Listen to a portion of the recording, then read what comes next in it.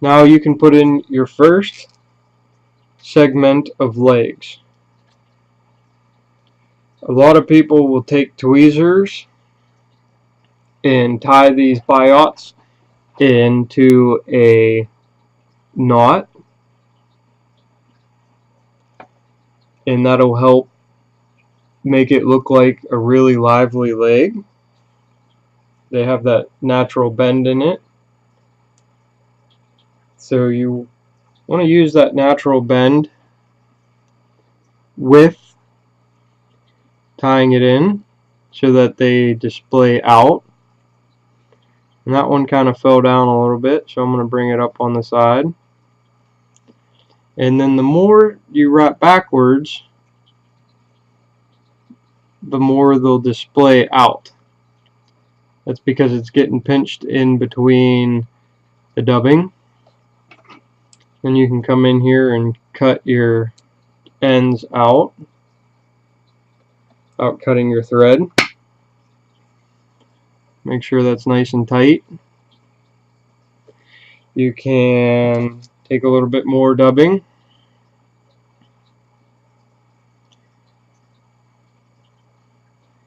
And at this point, you want to kind of visualize in your head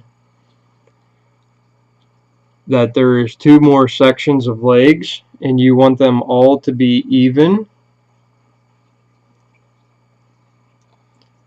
between themselves. You don't want them too close or too far away.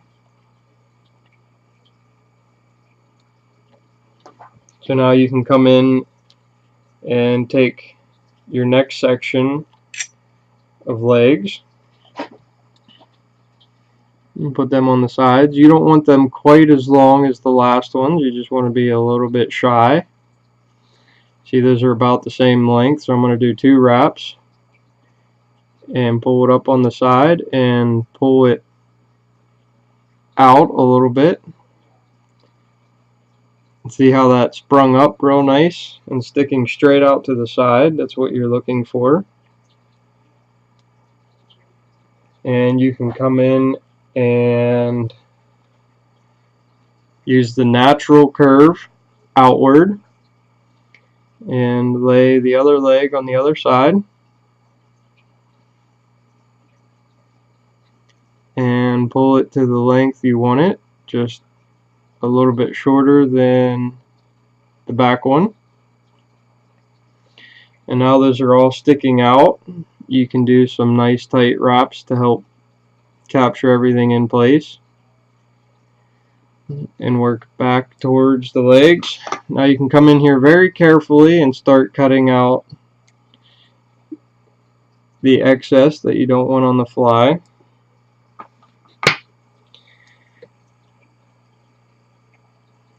There's a lot of things going on in this fly. You can very easily cut out fibers that you want there. You just got to pay attention to where your scissors are and what you're doing. And then you can loosely put some dubbing on just to get another ball going on. And you can wrap in front of that. Make a nice little section between your legs. And once you find your goose biots, because they flew off the stand, we'll take another fiber out. I grabbed one.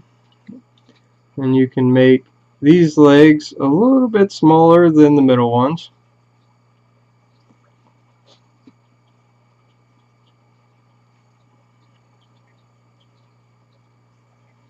See that tight wrap right there separated it. And then you can come in here and put another leg in.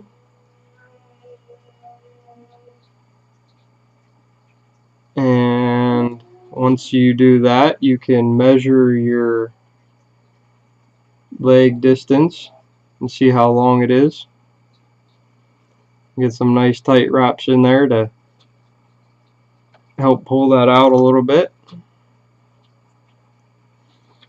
Now that all those legs are sticking straight out, do some more tight wraps working forward. Don't work too far forward because then you're going to start crowding the eye of the hook.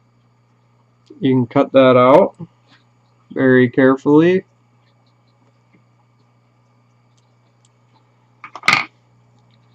And take your wing case and fold your wing case over and capture that down.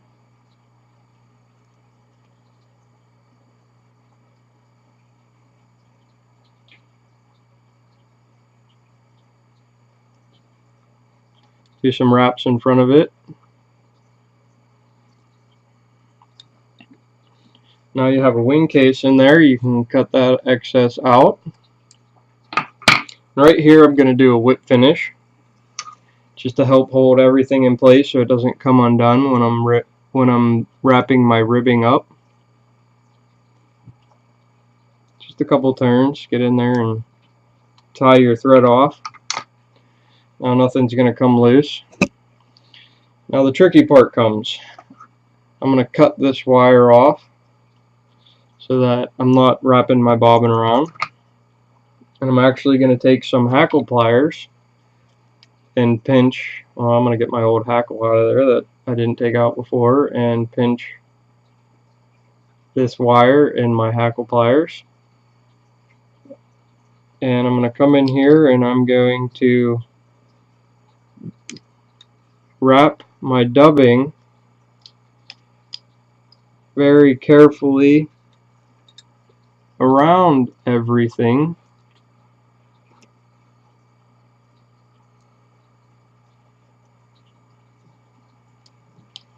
This ribbing can be kind of tricky to do.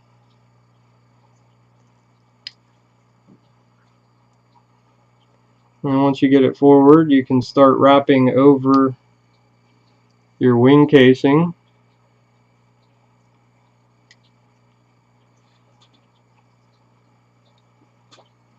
Sometimes you got to put your finger on it. And that little move right there will help you keep your legs straight out. I lost my dubbing. I call them dubbing because usually you're wrapping dubbing, but this is ribbing. Get under there and tie that all in. Now you got your ribbing up close. You can do some X wraps over that to hold that in place. You can pull it tight and take your cheap scissors again and cut that wire out without cutting out any of your antenna.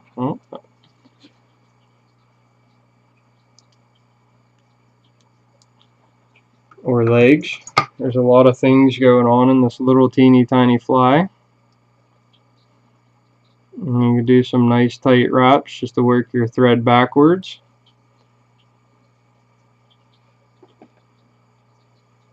And take a little bit more, just a teeny tiny amount of dubbing, just to help cover up that wire and do a nice transaction between the head of the fly. And you can come in here with a whip finish and do 3 or 4 turn whip finish.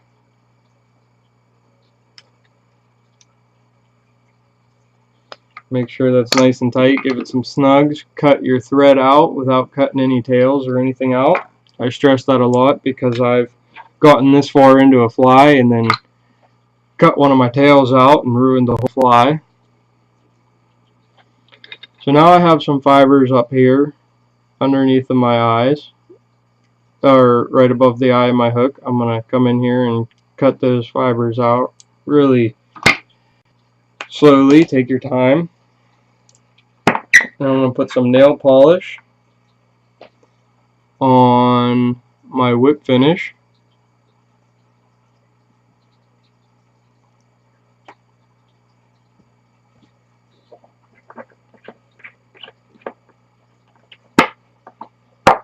And I'm going to shut this light off and rip a piece of paper out real quick.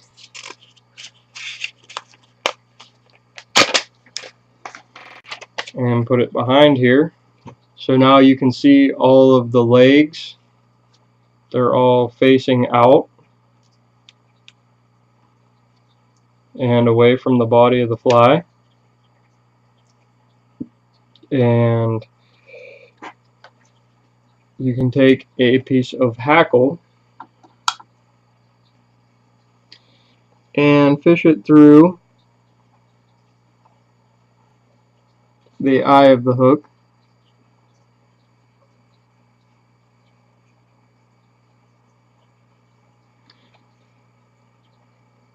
Maybe. I crowded the hook eye a little bit on this. This is something you don't want to do. You come in here and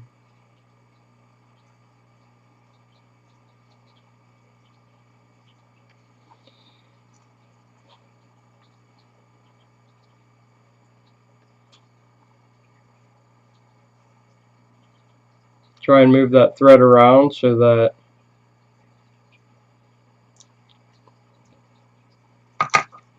you know if it's a good fly or not.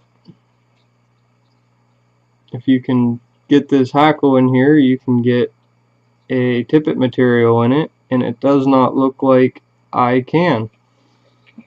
So that is one thing I want to stress, is whenever you're tying small flies that have a lot of things going on, you have to stay away from your hook eye.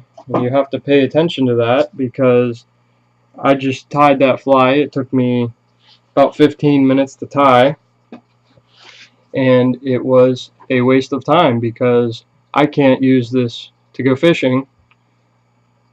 I can't tie my tippet into it. How am I supposed to tie it on my fly rod to fish with it?